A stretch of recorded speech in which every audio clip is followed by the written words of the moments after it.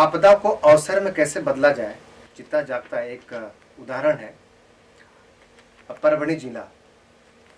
ये जो राशन जो आप खाते हैं या फिर जो सरकार जो दे रही है आज 8 से 9 महीने, आपको पता है कि राशन का जो डिस्ट्रीब्यूशन होता कैसे है? आज द पब्लिक न्यूज 24 आपको 100 करोड़ रुपए से ज्यादा के घोटाले का पर्दाफाश करने वाली है। ये ऐसे लोग हैं जो आज के समय पे जहां पर लोग महामारी की वजह से तंग हैं, कई ऐसे लोग हैं जहां पर खाना नहीं मिल रहा है, कई ऐसे गरीब हैं जो कि ये सोच रहे हैं कि कल का खाना हम कैसे खाएंगे, और उनमें से कुछ ऐसे लोग हैं जो राशन के भी पैसे को, राशन जो आ रही है, जो सरकार यहाँ से राशन भेजती है, सरकार अपना काम कर रही है, कुछ जगहों पर सरकार अपना काम कर रही है, लेकिन जहाँ पर जिस डिस्ट्रिक्ट में या जो एंड यूजर तक जो पहुँचना चाहिए वहाँ से आज पहुँच भी नहीं पाती है। सरकार को लगता है कि हमने इतने सारे राशन हमने भेज दिया। आज एक मामला जिसके ऊपर एक पर्दाफाश करने वाले हैं, 2017-2018 से ये मामला चल रहा है। वहाँ हमारे एक रिपोर्टर जर्नलिस्ट जो जिले का प्रतिनिधित्व करते हैं, उनको जब हम लोग विजिट करने गए थे, पूरे परभणी आसपास मराठवाड़ा और यहाँ के हर डिस्ट्रिक्ट पे विजिट करने के बाद हमारे पास कोई एविडेंस नहीं था कि कैसे एक राशन की जो गाड़ियाँ होती हैं, ये जो राशन गाड़ी जो चलती हैं, आखिर एक गोदाम से लेकर और एंड यूजर तक ये पहुँचने के बीच में जाती कहाँ है। कितने ऐसे फर्जी एक ट्रक के नाम पे, जबकि उस ट्रक का जो नंबर है वो स्कूटी का है, किसी स्कूटर का है। इन सब के आज डॉक्यूमेंट हमारे पास है। आज हम शुरुआत करेंगे मराठवाड़ा के परभणी जिला से, जहाँ पर शेख रहीम आज हमारे साथ हैं, जिन्होंने एक बखूबी काम किया। उन्होंने पूरे डॉक्यूमेंट कलेक्ट किए और एक करीब इनकी जो मेहनत है वो आज 3 साल की मेहनत है। 3 साल में उन्होंने उस पूरे क्षेत्र का सारे डॉक्यूमेंट निकाले, एक पर्दाफाश किया, और शायद हो सकता है कि इस खुलासे के बाद सरकार जगेगी और उनके ऊपर कार्रवाई स्टार्ट होगी।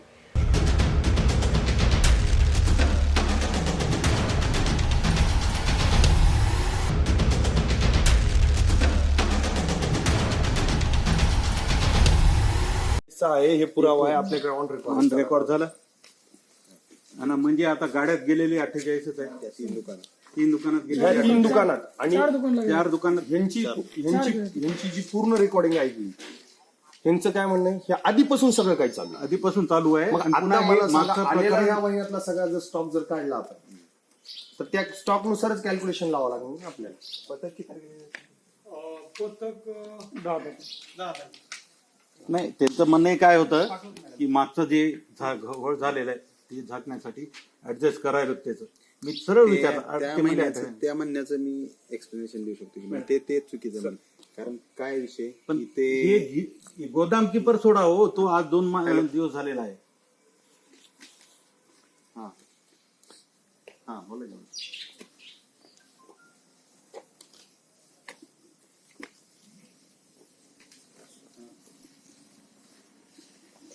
शेख रहीम जी, ये 2018 से मामला चल रहा है, इनफैक्ट मैं बोलूँ 2017 से। अब आप बताएंगे कि आखिर ये जो घोटाला हुआ, ये जो घोटाला चल रहा है, ये जो फर्जी गाड़ियाँ चल रही हैं राशन पे, आखिर ये पूरा मामला है क्या? ये मामला ऐसा है सर जी, 2018 से मामला चल रहा था। कुछ गाड़ियाँ ऐसे हैं, इन गाड़ियों को जो नंबर है, कोई गाड़ी का ट्रक का नंबर स्कूटी का लगा है, किस गाड़ी को नंबर मोटरसाइकिल का, बाइक का लगा है, तो ऐसे फर्जी नंबर है। कुछ नंबर तो हमको ऐसे मिले जो आरटीओ ने मालूमात दी हुई है।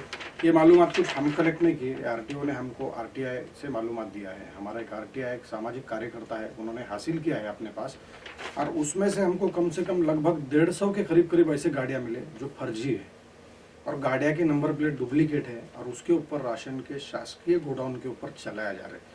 तो इनको चलाने के पीछे एक बहुत बड़ा मकसद हो सकता है, गरीबों की अनाज की लूटमार है वो चालू है।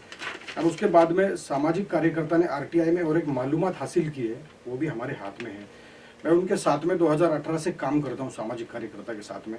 तो उसके ऊपर कमिश्नर ने ऐसा, आयुक्त ने, सहायक आयुक्त ने ऐसा एक आदेश दिया है परभणी आरटीओ को, एफआईआर दाखिल करो और इसकी तफसील हमें बताओ।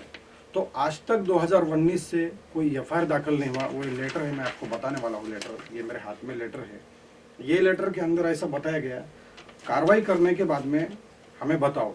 तो हम जैसा, मैं आरटीओ को खुद फ़ोन करके बताया, आरटीओ साहब ये मामला क्या है।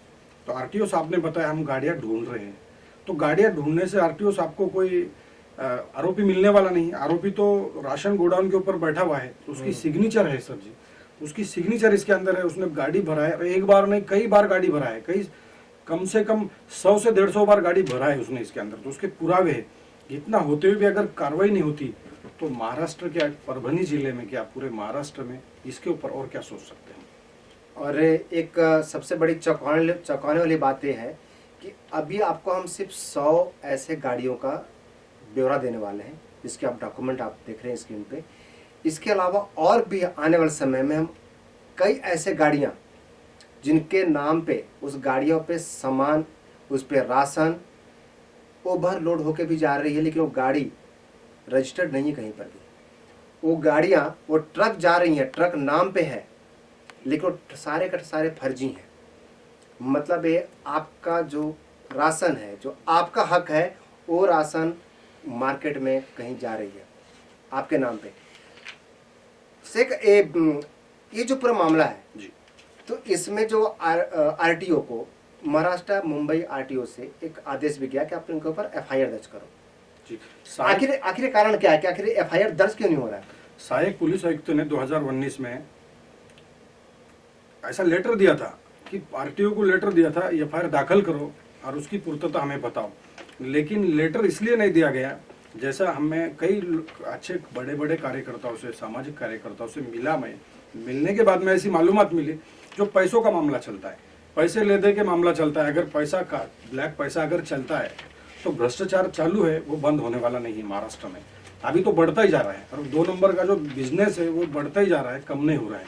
और जो अनाज के लिए जिसका हकदार है, अनाज वाला जो हकदार है, आज परभनी के अंदर एक टेम्पो पकड़ा गया, आज ही पकड़ा है पुलिस वालों ने, और उसके ऊपर गुना दाखिल हुआ है। मोंढा पुलिस थाना है परभनी का, वहाँ उस टेम्पो पे गुना दाखिल किया है, पथक ने वो टेम्पो पकड़ा है। तो आज ही ऐसे ही मालूमात मेरे को मिली है कि गुना दाखिल हुआ है उसके ऊपर। अब एक पत्र देखिए, ये महाराष्ट्र की गाड़ी है जिसपे HH, ये जो क्रमांक है डबल एच, ये आरटीओ का बोलना है कि इस अल्फाबेट का तो कोई भी हमारे यहाँ से रजिस्ट्रेशन हुआ ही नहीं, तो फिर इस नंबर की गाड़ी कैसे चल रही है? सर, इसका जो मामला है, हम आरटीओ से मैं खुद बात किया, ये नंबर HH का जो अल्फाबेट है, ये इशू नहीं हुआ आरटीओ ऑफिस से, और ये खुद माफिया लोगों ने बनाए। तो ये सीधा चोरी करने के लिए बनाए। ऐसे कई गाड़ियाँ हैं मेरे हाथ में, ऐसे डॉक्यूमेंट हैं, तो इसके अंदर जो है रजिस्ट्रेशन नहीं है गाड़िया का। ऐसे मैं बताऊंगा आपको, रजिस्ट्रेशन ही नहीं है गाड़िया का, ये पुरावे। और ये जो कागज मेरे हाथ में है, ये कुछ हम नहीं बनाए, ये आरटीआई में आरटीओ ऑफिस से हमको मिले हैं, ऐसे कागज हैं। तो उसके बाद में मैं ऐसा सोचा, मैं आज आपके पास में, आपने बुलाया मुझे, और बुलाया आपने महाराष्ट्र को बताने के लिए, बहुत बड़ी बात है परभनी जिला में क्या चलता। तो मैं सर एक अल्पसंख्यक आयोग को एक पत्र दिया हूँ खुद, इसके ऊपर मैं एक अल्पसंख्यक कार्यकर्ता हूँ, तो इसके अंदर एक अल्पसंख्यक को एक अधिकार है, किसी कार्यकर्ता के ऊपर अगर अन्याय हो रहा तो उसको इंसाफ देना। तो मैं एक ऐसा पत्र दिया हूँ, ऐसे कई नंबर प्लेट के बोगस गाड़ियाँ चलते, पुरावे के साथ में दिया हूँ। अब देखते हैं आगे क्या कार्रवाई होती है इसके अंदर। अच्छा, एक बात आपको बता दूं कि जब ये पूरी कार्रवाई और जब पूरी डॉक्यूमेंटेशन और जब इसके ऊपर स्टोरी बना रहे थे कि आखिर ये फर्जी वाड़ा चल रहा है और एक बहुत बड़े घोटाला है, और आने वाले समय में शायद एक कई, अभी तो मैं 100 करोड़ की बात कर रहा हूँ जिसके पास हमारे पास एविडेंस है, ये साथ कई गुना बढ़ेगा। जब एक जिले में हाल है तो बाकी जिलों में क्या हो रहा होगा, इसकी भी आपको जानकारी मिलेगी। जब एक कार्यक्रम चल रहा था, जब ये पूरी कार्रवाई पे जब हमारे प्रतिनिधि वहाँ पर, हमारे जर्नलिस्ट, हमारे इन्वेस्टिगेशन ऑफिसर जब सालों से काम कर रहे थे, तो जब ये पता करने के बाद, आइडिया लगाने के बाद, हमारे पत्रकारों पर भी फर्जी तरीके से एफआईआर दर्ज की गई। ऐसा भी लगता है कि किसी भी पत्रकार के ऊपर जब हम कोई इन्वेस्टिगेशन कर रहे हैं और आप एफआईआर दर्ज करते हैं और ये सोचेंगे कि शायद इस पर हम डर जाएं, तो डरने वाले नहीं है।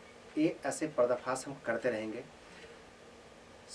आने वाले समय में आपको ये भी बता दें, जितने भी इस टाइप का फर्जी आप एफआईआर दर्ज करें और जितना दबाने की कोशिश करें, उससे भी हम कहीं ज़्यादा, ये जो डॉक्यूमेंट आप जो देख रहे हैं, ये आज हमारे पास पूरे उस एरिया के आज से कई सालों से ऐसे फर्जी नंबर के गाड़ियां 100-150, अभी हम 100 बता रहे हैं, आने वाले समय में आपको 200 ऐसी फर्जी गाड़ियों का भी लिस्ट दिखाने वाले हैं जिसका रजिस्ट्रेशन ही नहीं है, और स्कूटी किसी का मोटरसाइकिल।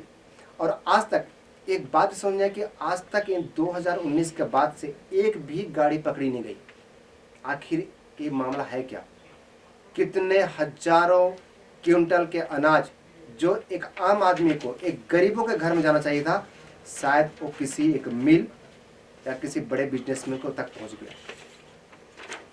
सरकार अपना काम करती है, सरकार वहां से भेजती है, केंद्र सरकार, राज्य सरकार वहां से भेजती है, राज्य सरकार के निर्देश के अनुसार यहाँ से एफआईआर दर्ज करने का आदेश होने के बावजूद भी एफआईआर दर्ज नहीं होता है। इस जिले में क्या लगता है कि लोकतंत्र है?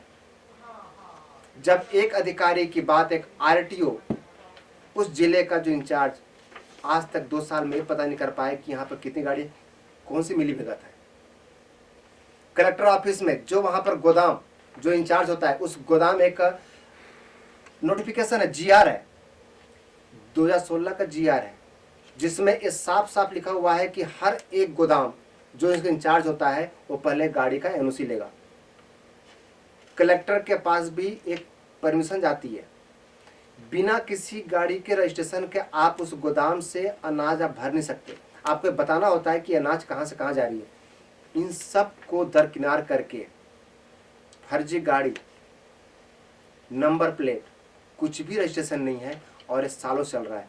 और कितने हजार क्विंटल, आपको क्या लगता है कि कितने हजार क्विंटल घटना कम से कम हो सकता है? कम से कम 400 से 500 करोड़ रुपए का घोटाला हो सकता है। अगर ये घोटाला हम ओपन करते हैं, मैं ये घोटाले को अगर उजागर करना चाहता हूँ, ये घोटाले को, तो मेरे को सरकार की मदद चाहिए।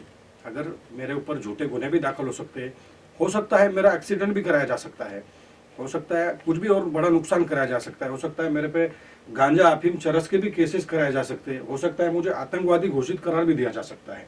लेकिन अगर मैं सरकार का सपोर्ट करूँ, साथ दूँ, तो सरकार के तिजोरी में कम से कम 200 से 400-500 कोटी रुपए मैं अगर सरकार की तिजोरी में जमा करना चाहता हूँ, मेरे सरकार का भला सोचना चाहता हूँ।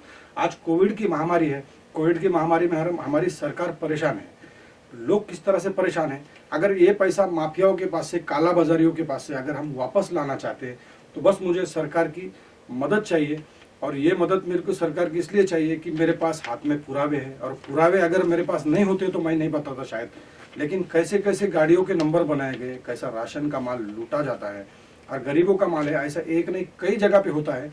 लेकिन इसको उठाने वाला इसलिए हिम्मत नहीं करता है क्योंकि उसके परिवार हो, कुछ भी हो, इसके पीछे नुकसान किया जाता है, उसको धमकी दी जाती है। आपसे एक सामाजिक कार्यकर्ता है सर, सामाजिक कार्यकर्ता को कई बार 2-3 बार अटैक हुआ उसके ऊपर। सामाजिक कार्यकर्ता ने मेरे को बताया, मैं उनको बताया आईजी साहब के पास नांदेड़ में जाके आप तकरार करो, जरूरी है बताना। तो उन्होंने नांदेड़ में जाके तकरार की है, और मैं भी नांदेड़ में आईजी साहब को एक तकरार दिया हूँ, मेरे हाथ में है, मैं एक आईजी साहब को एक तकरार दिया हूँ, ऐसा ऐसा मामला है और मेरे को भी फंसाया जा सकता है इसमें। लेकिन मैं ये मामले से डरने वाला नहीं हूँ, ये मामला ओपन करने वाला हूँ, उजागर करने वाला हूँ सर, बस इतना ही बोलना चाहता हूँ। द पब्लिक न्यूज 22 की कई ऐसी टीम है जिनको धमकी दी जाती है। आज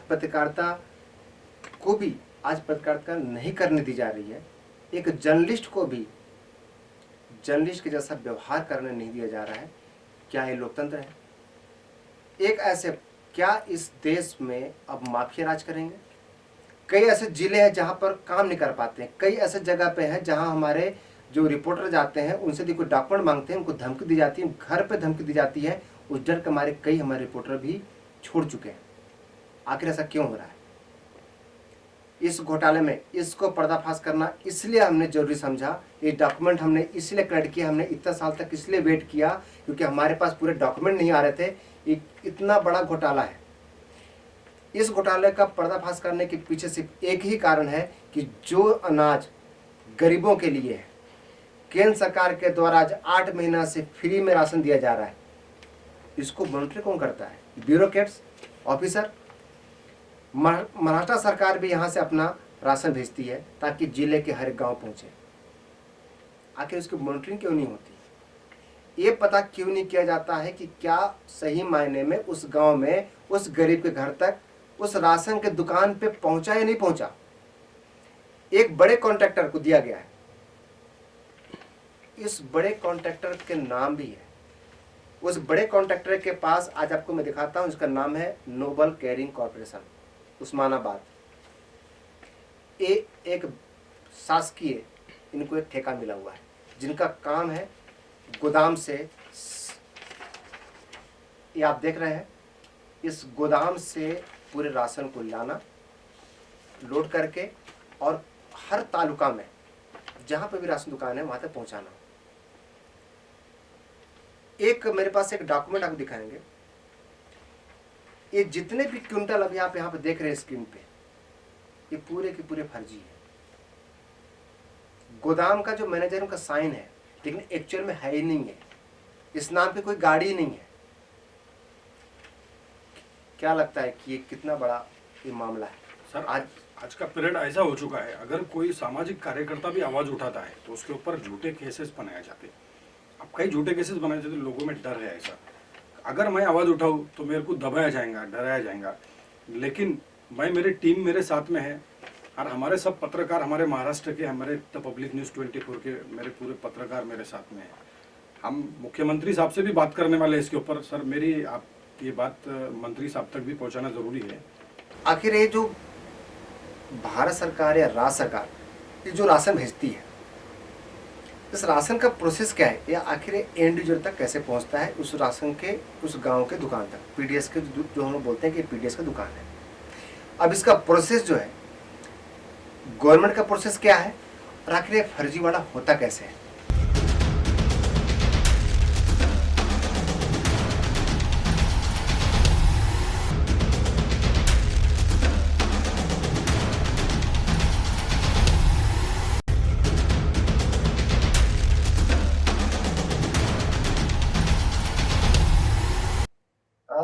रहीम भाई, ये जो पूरा मामला है, एक तालुका का एग्जांपल दीजिए कि आखिर ये प्रोसेस है क्या, और ये इसका फर्जीवाड़ा बीच में होता कैसे? अब ये शासन ने नियोजित किए हुए गोडाउन होते, राशन गोडाउन, इस पे माल आता, वेयर हाउस पे इनका माल आता। शासन ने जो राशन के नियोजित किए हुए गोडाउन है, तो ये वहां से फर्स्ट टप्पा है, वहां से सेकंड टप्पा है तालुकों में जो नियोजित किए हुए शासन के गोडाउन है, वहां जाता माल इनका। यहाँ से जो इनके दुकानदार है, पीडीएस दुकानदार, ये पीडीएस दुकानदार तक भी जाता वहां से। तो ये पीडीएस दुकानदार तक जो पहुंचता माल, जो हमें, हमारे हाथ में कागज है, हमारे कागज से मैं आपको बता रहा हूँ, ये MH22HH नंबर की गाड़ी, जो सीरीज ही नहीं बताया आरटीओ साहब ने, आरटीओ ने बताया, परभनी के आरटीओ ने बताया, ये सीरीज हमारे पास बनी नहीं है, अभी तक चालू ही नहीं हुई सीरीज। तो ये फर्जी नंबर में गाड़ी वापरी गई, जैसा पीडीएस दुकानदार तक इस गाड़ी से माल पहुंचाया गया तालुका स्तर पे से। तो हो सकता है ये फर्जी, ये फर्जी मैं नहीं बोल रहा हूँ, ये कागज के पुरावे, आरटीओ के पुरावे से मैं आपको बताऊंगा फर्जी। और इसी तरह से इनका फर्जीवाड़ा चलता है। और ये फर्जीवाड़ा ओपन कम से कम मैं एक नहीं, दो नहीं, पूरे 100 से 150 नंबर ऐसे फर्जी है, जिसका रजिस्ट्रेशन नहीं है, जिसका नंबर ही नहीं है, वो तक गाड़ी भरे गई। जिसके बाइक के नंबर है, मोटरसाइकिल की, वो भी गाड़ी भरे गए। जिसके लूना के नंबर है, ट्रक है 10-10 टायर के। ओवरलोड का तो विषय बहुत बड़ा, वो भी चलता है, लेकिन ट्रक के नंबर है, जो ट्रक है उसको नंबर प्लेट है मोटरसाइकिल की, जो ऐसे चलते। तो इस तरह से फर्जीवाड़ा चलता है। अब यहाँ पर सवाल ये उठता है, तो आने वाले एक रिपोर्ट पे आपको हम हर उस अधिकारी का नाम, हर उस गोदाम के, हर एक तालुका से, इस पूरे जिले में एक ऐसे फर्जीवाड़े में कौन कौन शामिल है, अगले रिपोर्ट में आप देखिए। बने रहिए द पब्लिक न्यूज़ 24 के साथ। और ये घोटाले का सिलसिला भी खत्म नहीं हुआ है। आने वाले समय में इसकी पूरी पड़ताल, एक पीडीएस जो गांव का दुकान है और जो शासकीय जो मेन जो आपका वेयर हाउस है, इनके बीच में गेम कैसे होता है, इसके बारे में भी आपको बताएंगे। इसमें सरकार पूरी तरह चोर है। डुप्लीकेट गाड़ियां के नंबर है, बाइक के नंबर है, हालांकि उनको चेक करना है। अभी तो बाइक के नंबर बताने वाले हैं हम, मैं तो बाइक के नंबर बता रहा हूँ साहब आपको, लेकिन इसके अंदर जो कुछ नंबर ही नहीं है, वो नंबर के तक गाड़ियां भरा जाती है। तो सीधी सीधी बात है, पंच लगते, गाड़ी भरने के, उतारने के बाद में पंचनामा किया जाता है, 5 पंच लगते हैं उसके अंदर। कि सरकार जो है इसके अंदर मिली हुई, ये ऐसा कालाबाजारी परभनी में चालू है। और शायद हमारे पर्दाफाश करने से हो सकता है बंद हो, तो बहुत अच्छी बात है, गरीबों का अनाज उन तक जा सके। तो अभी बोल रहे हैं कि अभी जितनी भी गाड़ियां हैं, अभी जो 100 से 150 या 200 गाड़ी चल रही हैं, मैं खुद फोन पे मेरी बात हुई आरटीओ के प्रतिनिधि ने बताया 200 से ऊपर गाड़ियां बोगस है और 2019 से उन्होंने ढूंढ रहे हैं।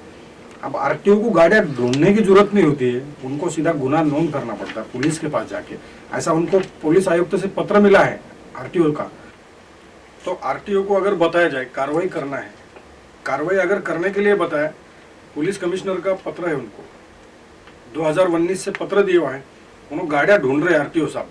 पूरे महाराष्ट्र में आप जो भी सुन रहे हैं, यदि आपका नाम राशन कार्ड में है और यदि आपको कहीं से भी कोई ऐसी राशन नहीं मिल रही है, नंबर नीचे दिए हुए हैं, उस नंबर पे आप हमें मैसेज कीजिए, कॉल कीजिए, हमारा वेबसाइट विजिट कीजिए, हमें मेल कीजिए।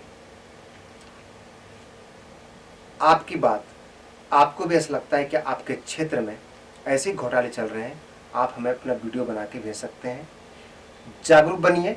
यदि आप जागरूक बनेंगे तो ये जितने भी माफिया जो राज कर रहे हैं, ये कुछ लोग को ही धमकी दे सकते हैं। आप यदि एकजुट हुए और अपने आवाज़ उठाए तो शायद इनको भी झुकना पड़ेगा, आपकी आवाज़ सुननी पड़ेगी। लेकिन जब तक आप एकजुट नहीं होंगे, बिना डरे, आपको लगेगा कि हमारा नाम आएगा, आप चाहते हैं कि आपका नाम हम पब्लिश ना करें, आपका नाम कहीं नहीं आएगा। आप हमें वीडियो भेजिए, और जिस जगह पे भी ऐसे घोटाले चल रहे हैं, द पब्लिक न्यूज़ 24 आपके साथ है। ऐसे घोटाले हम उजागर करते रहेंगे। अगर आपको ये वीडियो पसंद आया हो तो इस वीडियो को लाइक करें, शेयर करें और द पब्लिक न्यूज़ 24 को सब्सक्राइब करना ना भूलें। और आपका कोई भी सुझाव हो तो नीचे दिए गए कमेंट बॉक्स पर दें।